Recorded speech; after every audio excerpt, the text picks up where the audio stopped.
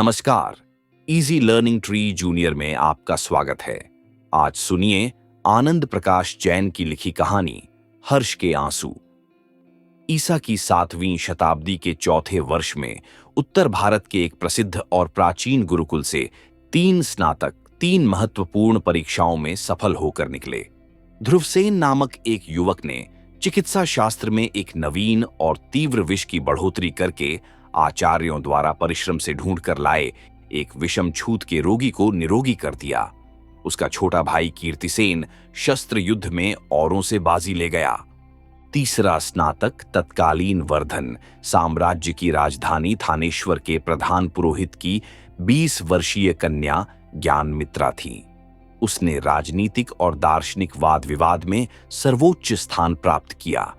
तुमुल करतल ध्वनि के बीच जब द्वार के दोनों ओर बनी सफेद पट्टियों में से एक पर उस वर्ष के स्नातकों का नाम सुंदर अक्षरों में लिखा जा रहा था, आचार्यों ने उन्हें अपने ज्ञान एवं कौशल द्वारा मनुष्य मात्र की सेवा का आदेश दिया और संसार में सफलता हासिल करने के लिए अपने हार्दिक आशीर्वाद भी दिए। ऊंचे कंगूरे वाले रथ में बैठकर तीनों ने गुरुकुल को अंतिम प्रणाम किया। रथ उन्हें लेकर तीव्र गति से थानेश्वर की ओर दौड़ने लगा। वन की सुखद वायु ने यात्रियों को बातचीत के लिए उत्साहित किया। बातचीत के बीच ज्ञानमित्रा ने कीर्तिसेन से पूछा, तुम्हारे माथे की दाईं तरफ यह चोट का निशान कैसा है? आत्मविभोर होकर कीर्तिसेन ने बड़े भाई की सोती हुई मुख मुद्रा को देखा। बड़ी पुरानी बात है, बचपन की। जब मैं इतना सा था तो ध्रुव भैया को मुझे लेकर घूमने का बड़ा शौक था। अपने इसी शौक के कारण एक दिन वह 2 मंजिले के जीने से मुझे लिए दिए नीचे आ गिरे। याददाश्त के रूप में मुझे यह निशान मिला। मुझे बचाने की कोशिश में ध्रुव भैया की छाती में एक बड़ा और चौड़ा नुकीला पत्थर घुस जाने का चिन्ह उसने सोते हुए ध्रुवसेन की छाती खोलकर दिखा दी। वहां किसी गहरे जख्म का बहुत पुराना निशान था। ध्रुवसेन के मुख की ओर श्रद्धा से देखते हुए ज्ञानमित्रा ने पूछा, तुम्हें तुम्हारे भैया बहुत प्यारे हैं? ओह, दुनिया की किसी भी वस्तु से अधिक, कीर्तिसेन का उत्तर था।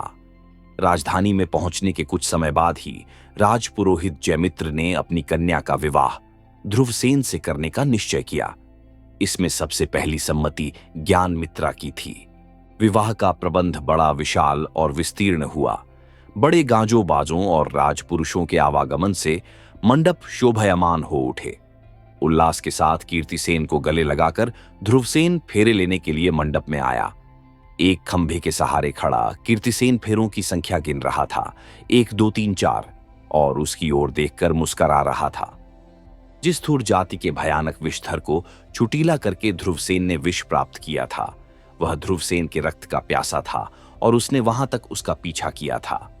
कीर्तिसेन में भी वही रक्त बह रहा था। वही सर्प भी खंभे की ओट से झांक रहा था। उसके 4 गिनते ही उसने बड़े जोर से फन मारा। कीर्तिसेन पीड़ा से अंदर ही अंदर छटपटा गया, किंतु बड़े भाई की मुस्कुराहट और इस शुभ कार्य के बीच में रुकावट आने के भय से बड़े कष्ट के साथ उसने गिनना जारी रखा, 5 6 7, और छटपटाता हुआ भूमि पर लौट गया। उसके नेत्र बंद हो गए। यह क्या हुआ? ध्रुवसेन चिल्लाया और गठजोड़े से बंधी वधू के साथ वह उस ओर लपका। उसने सांप का मुंह पकड़कर उसे जमीन पर पटक पटक कर मार डाला। उसके घाव को मुंह से चूस चूस कर वह कुल्ले करने लगा, लेकिन कीर्तिसेन नहीं उठा। पागलों की तरह उसे कंधे पर लादकर वह दौड़ चला। नववधू ने उसकी राह रोककर पूछा, कहां जाते हो? क्या तुम मुझे पागल समझती हो? रास्ता छोड़ो, ध्रुवसेन चिल्लाया। उसे एक हाथ से हटाकर सैकड़ों व्यक्तियों के बीच में से होकर वह जंगल की ओर भाग चला। उसने सैकड़ों बूटियां आजमाई। विषधरों के बिल में हाथ डालकर कई सांप निकाले और पटक पटक कर मार डाले। उसके पैर लहूलुहान हो गए, किंतु वह अपने भाई को चेतन न कर सका। उसकी तलाश करती ज्ञानमित्रा वन में भटकती फिरी। वह अर्ध विक्षिप्त सी होकर उसे निरंतर खोज रही थी। मरे हुए सांपों के ढेर के बीच में वृक्ष के सहारे बैठे ध्रुवसेन ने पास की झाड़ी से एक निस्तेज फूल को तोड़कर हथेली से मसल डाला और थकान व भूख से निढाल होकर भाई की छाती पर हथेली फैलाए वह सो गया। उसका जागरण एक साथ दो कारणों से हुआ।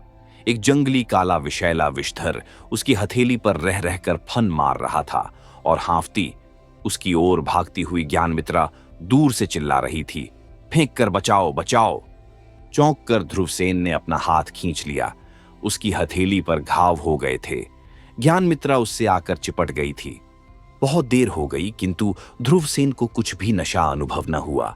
इतनी देर में तो उसे मर जाना चाहिए था। उसने नजर उठाई तो देखा कि उसको काटने वाला सर्प निष्णात होकर मरे हुए सांपों के ढेर में बीच में पड़ा था। उसने सुबकती हुई ज्ञानमित्रा को झटक कर परे गिराया।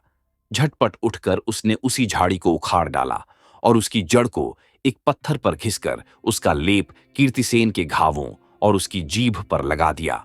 जरा ही देर में कीर्तिसेन ने नेत्र खोल दिए। प्रसन्नता से उछलते कूदते जिस समय तीनों घर लौटे तो चारों ओर से बधाइयों की बौछार होने लगी। उसी समय ध्रुवसेन को राज चिकित्सक आचार्य दत्रे का संदेश मिला। उसकी सुकीर्ति से प्रभावित होकर आचार्य ने मृत्युशैया पर पड़े महाराज प्रभाकर वर्धन की चिकित्सा का भार उसके कंधों पर डालने का निश्चय किया। आचार्य दत्रे के साथ ध्रुवसेन ने महाराज के शयन कक्ष में प्रवेश किया। महल में पाली हुई एक काली बिल्ली, जिसके गले में जड़ाऊ पट्टी पड़ी हुई थी, वह उसका रास्ता काट गई। यह अशुभ है, ध्रुवसेन ने कहा। यह बात नहीं, आचार्य दत्रे बोले। हमारे राजपुरोहित ने एक नई खोज की है कि किसी अशुभ को यदि सशरीर घर में लाकर बैठा दिया जाए तो सारे अशुभ घर के देवता बन जाते हैं। वे बड़े जोर से हंसे। ज्योतिष शास्त्र में हलचल पैदा हो गई है। महाराज के रोग का निदान करके ध्रुवसेन ने उन्हें तब तक के लिए औषधि की एक पुड़िया दे दी जब तक जंगल से वह बूटी और शल्य चिकित्सा का प्रबंध करके वापस न लौट आए। इतिहास बताता है कि महाराज प्रभाकर वर्धन और अधिक समय तक जीवित नहीं रह सके। इसका कारण था उपचारकों का एक भ्रम, जिसका असर वर्धन साम्राज्य पर चिरकाल तक रहा। न केवल महाराज की ही प्राणहानि हुई, अपितु निरीह प्रजा ने भी इस भ्रम का मूल्य अपार जनधन से दिया। बंगाल का तत्कालीन शासक शशांक युद्ध में जितना कुशल था, उतना ही धूर्त भी था। येन केन प्रकारेण विरोधी को मात देना उसकी प्रमुख नीति थी। प्रभाकर वर्धन के राजमहलों की मुख्य परिचारिका उसकी गोठ बनी।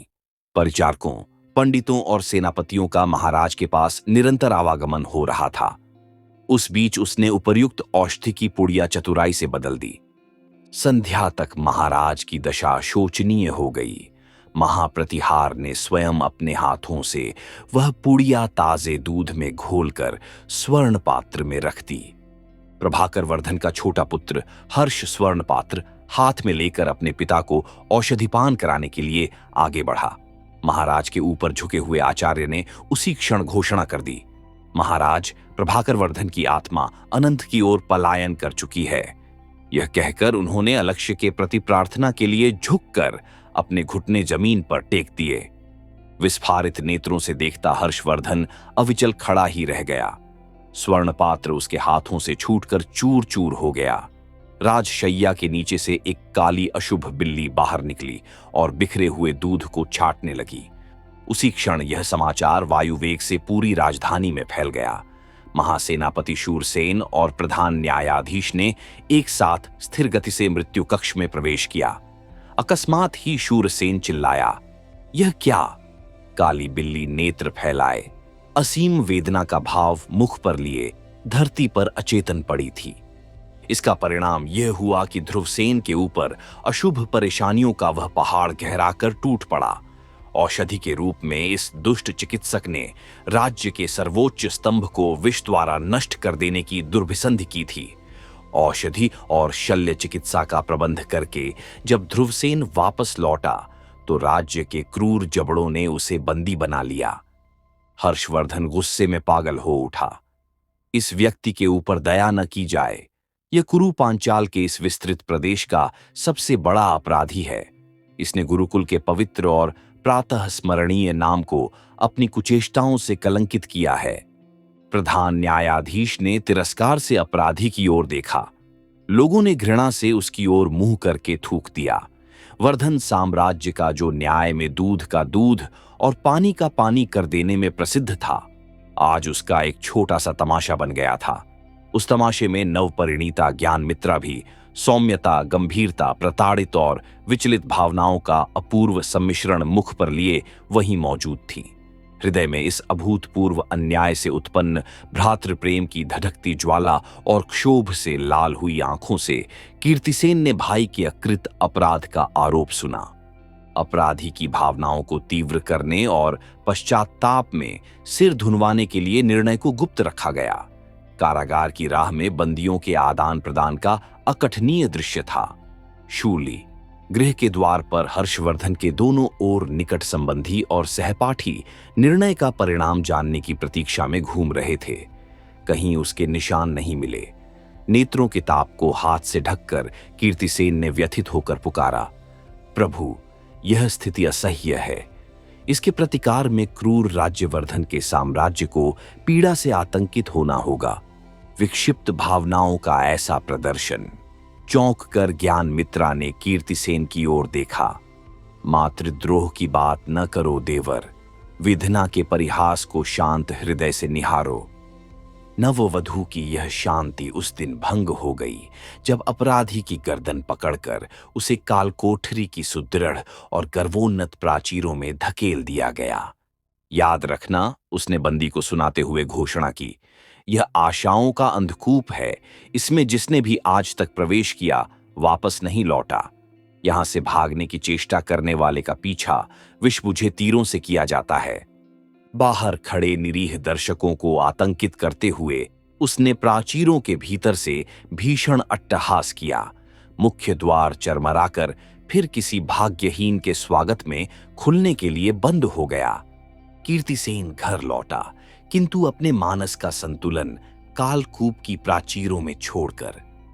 उसने जलते नेत्रों से राज्यवर्धन का राज्यरोहण देखा। उसने भयानक व निश्चल निश्चय किया, इस पाप का प्रायश्चित्त, इस अन्याय का प्रतिकार राज्यवर्धन को अपने प्राण देकर चुकाना होगा। उसकी अंगुलियां अपने मस्तिष्क की उसी चोट पर घूम रही थीं। परिताप के बोझ से आहत ज्ञानमित्रा अपने हृदय की पीड़ा को अपने मुख पर प्रकट नहीं होने दे रही थी। उसका मस्तिष्क पूरी शक्ति लगाकर शरीर और भावनाओं के साथ दांवपेंच खेल रहा था। अपने अंतर में चलते हुए आंदोलन से संघर्ष करते हुए उसने अपने अभागे और विक्षिप्त देवर का निश्चय सुना। देवी, गुरुकुल में जो शक्ति और ज्ञान संचित किया, उसका प्रयोग किसी अन्य क्षेत्र की खोज करके करना होगा। देवर, ज्ञानमित्रा ने कहा, यहां क्या अवसर कम है। इस दुखद घटना से तुम्हारा दिमाग अस्थिर हो गया है। उसने उसे कुछ दिन प्रवास करने की सलाह दी। कीर्तिसेन प्रवास के लिए बंगाल की राजधानी गया, जहां का राजा शशांक बल और शस्त्र की प्रतियोगिताएं आयोजित कर रहा था। उसकी तीव्र और कुशल बुद्धि से यह बात छिपी न रह सकी कि इन प्रतियोगिताओं में जो युवक प्रथम स्थान पाने वाला है वह उसके देश का तो नहीं है। उसे महसूस हुआ कि उसका मन भी शांत नहीं है। विजेता का नाम और पता जानकर शासक शशांक के नेत्रों में चमक आ गई। महान गुरुकुल का स्नातक, उसका नाम कौशल में सदैव आदर के साथ लिया जाता है। हम विजेता को उपसेनापति के सम्मानित और वीरोचित पद से विभूषित करते हैं। अपने जीवन में इस प्रकार का अनपेक्षित परिवर्तन आने से कीर्तिसेन पुलकित हो उठा। क्या इसका लाभ उठाकर वह अपने अर्धप्राण राज्यवर्धन के कालकूप से मुक्त करा सकता है? क्या उसकी विजय भाभी उसकी इस योजना में उसका साथ दे सकती है? और एक दिन राज्यवर्धन की सीमा लांघकर एक अश्व तीव्र गति से ज्ञानमित्रा के द्वार पर आकर खड़ा हो गया। राजकीय वस्त्रों से सुसज्जित अपने देवर की छवि देखकर ज्ञानमित्रा के हाथ में पकड़ी हुई पुस्तक उसके हाथ से छूटकर जमीन पर गिर पड़ी। उसने उल्लसित मन से उसे आसन दिया और बोली, मालूम होता है मेरे देवर ने कहीं से राज सम्मान प्राप्त किया है। इस समय बंगाल का उपसेनापति देवी से बातें कर रहा है। कीर्तिसेन ने उतनी ही प्रसन्नता के साथ उसे सूचना देते हुए उत्तर दिया। ज्ञानमित्रा स्तंभित रह गई। राजा शशांक का उपसेनापति देवर कहीं अपनी मातृभूमि को तो नहीं बेच आए हो? कीर्तिसेन ने अपना आशय प्रकट करते हुए उससे पूछा। इसका अर्थ यह नहीं है देवी। इसका तात्पर्य है भाई ध्रुवसेन के प्रति हुए अन्याय का प्रतिकार और उनकी स्वतंत्रता। देवी प्रसन्न भाव से इस यज्ञ में योगदान दें, हम अवश्य ही विजयी होंगे। तिरस्कार और अंतरपीड़ा से ज्ञानमित्रा के माथे पर रेखाएं खिंच गई। मां का गला घोंटकर भाई को बचाना चाहते हो? हां देव, यह कैसा व्यापार है? उसी तिरस्कार के साथ कीर्तिसेन बोला, कैसी मां है वह जो अपने एक पुत्र को तिल तिल करके खा रही है? एक राज्य की इधर उधर की सीमाएं मिल जाए तो क्या वह मां बन बैठती है? कुतर्क से अनुचित को उचित नहीं ठहराया जा सकता देवर। जो अधिपति न्याय की व्यवस्था करके प्रजाजन को सुरक्षा का आश्वासन देता है, निर्भय हो कमाने खाने की प्रेरणा देता है, वह कभी भूल भी कर सकता है। इसीलिए क्या भूमि की वे सीधी सादी सीमाएं जिसके अंदर खून पसीने से उपजाया गया अन्न शत्रुओं और लुटेरों से सुरक्षित रहता है, मां का पद पाने का हक खो देंगी? देवर, इन सीमाओं की सुरक्षा करने का प्रयत्न करो, नहीं तो मां का वक्षस्थल फट जाएगा और प्राणदायक दूध की धारा रक्त बनकर फूट पड़ेगी। ये बोलते हुए ज्ञानमित्रा के नेत्र अपलक उस पर जमे थे। मैं इस मां के उस विषैले वक्षस्थल पर एक झोंक लगाना चाहता हूं जो प्राणदान के बजाय विषपान करा रहा है। समय बीतने पर राजनीति में स्नातक सुविज्ञ भाभी के हृदय से भाई के प्रति प्रेम हट सकता है, किंतु जिस भाई की रगों में बहता हुआ रक्त सदा अपने सहचर की याद दिलाता है, उसकी ममता खो नहीं सकती। धन्यवाद, मैं चलता हूं। देवर, व्यंग्य से आहत आंखों में आए आंसुओं को पीकर ज्ञानमित्रा ने कठोर भाव से कहा, मैं तुम्हें नहीं जाने दूंगी। यदि तुम यहां से चले गए तो याद रखो, मैं अपनी समस्त शक्ति से तुम्हारा विरोध करूंगी। तुम शायद नहीं जानते कि शस्त्र से राजनीति अधिक शक्तिशाली होती है। तो देवी, आप शक्ति का प्रयोग करेंगी? करें, मैं तो चला। किंतु चलने से पहले कीर्तिसेन ने देखा कि ज्ञानमित्रा के हाथ में एक कटार चमचमा रही है। यदि अपने स्थान से हिले तो यह कटार चूकेगी नहीं। कीर्तिसेन फिर भी नहीं रुका। कटार का निशाना तो नहीं छूका कि तू समय चूक गया। वह कीर्तिसेन के पीछे बंद हुए दरवाजे में जाकर ढंस गई। इस दूसरे प्रतिघात से विक्षुब्ध ज्ञानमित्रा अपने कर्तव्य के पालन हेतु राज्यवर्धन के सामने जा उपस्थित हुई। बंगाल की ओर से एक भयानक और कपटपूर्ण आंधी उठने वाली है। साम्राज्य की रक्षा के लिए पड़ोसी राज्यों से संधि की जाए। राज्यवर्धन इस लड़की की विज्ञता पर संदेह कर रहा था, इसलिए उसने कोयले से फर्श पर राज्य की तत्कालीन सीमाओं का नक्शा खींच दिया। एक स्थान पर उंगली रखते हुए उसने बताया, यह कन्नौज है, राज्य का यह सबसे संवेदनशील इलाका। यहाँ के राजा गृहवर्मण से श्रीमान की बहन का विवाह हो चुका है। सबसे पहले राजा शशांक का आक्रमण यहीं पर होगा। फिर श्रीमान को अपना आदर और सम्मान बचाने के लिए मजबूर होकर शत्रु की भूमि पर ही युद्ध करने के लिए प्रयाण करना होगा। दूसरे की भूमि पर युद्ध करना भारी पड़ सकता है। दूसरे ही दिन ज्ञानमित्रा की यह भविष्यवाणी सही सिद्ध हुई। गुप्तचारों ने सूचना दी कि मालवा के शासक ने कन्नौज पर चढ़ाई करके गृहवर्मण को मार गिराया और राज्यवर्धन की बहन राज्यश्री को कैद करके कारागार में डाल दिया है। राज्यवर्धन अपने छोटे भाई हर्षवर्धन पर राजकाज का भार सौंपकर एक विशाल सेना साथ लेकर मालवा की ओर कूच कर गया और विजयी भी हुआ, लेकिन लौटते समय वह द्वंद्व युद्ध करते हुए कीर्तिसेन के हाथों मारा गया। कीर्तिसेन के हृदय में भाई के साथ हुए अन्याय के बदले की ज्वाला अभी शांत नहीं हुई थी। अपने शिविर में लौटते हुए मार्ग में उसे एक रोगी के दर्शन हुए। उसके शरीर पर ऐसे छूत के रोग के चिन्ह थे जिसकी परीक्षा में उसके भाई ध्रुवसेन ने अच्छा किया था। उसके मन में एक विचार उठा जिससे उसकी आंखें चमक उठीं। गुप्त रूप से उसे चांडालों से उठवा लिया। फिर उसने राज्यवर्धन के एक सैनिक को मरवाकर उसकी वर्दी उस रोगी को पहनवाई और उसे राज्यवर्धन की सेना के बीच फेंकवा दिया। धीरे धीरे वह रोग फैलता चला गया। अपनी राजधानी तक लौटते हुए राज्यवर्धन की सेना कुत्तों की मौत मरने लगी। वहां से वह रोग प्रजा में भी फैल गया। उससे पीड़ित हो कुछ ही दिनों में सारा देश हाहाकार कर उठा। नित्य सैकड़ों अर्थियां राजमहल के सामने से गुजरती और हर्षवर्धन हाथ मलता रह जाता। ज्ञानमित्रा भी चिंतित हो उठी और एक दिन उसने राजा हर्षवर्धन से एकांत में भेंट करके बताया, श्रीमान, आपके कालकूप में कैद एक बंदी ने इसी रोग की दवा पर शोध कर उसे अच्छा करके स्नातक की पदवी प्राप्त की थी। यदि श्रीमान चाहें तो उसकी सेवाएं प्राप्त करेंगे तो संकट टल सकता है। हर्षवर्धन यह प्रस्ताव लेकर बंदी गृह में जाकर ध्रुवसेन से मिला। उसका शरीर सूखकर अस्थिपंजर मात्र रह गया था। इस प्रस्ताव को सुन वह ठट्ठाकर हंस पड़ा। बचो सम्राट, बचो, सारे देश को विष दिलाने की व्यवस्था कर रहे हो। हर्षवर्धन इस व्यंग्य के लिए तैयार नहीं था। उसने कहा, ध्रुवसेन, वह न्यायाधीशों ने किया था। तुम्हें उसका परिताप मन में रखकर अपने कर्तव्य से मुंह नहीं फेरना चाहिए। ध्रुवसेन की भ्रिकुटी तन गई।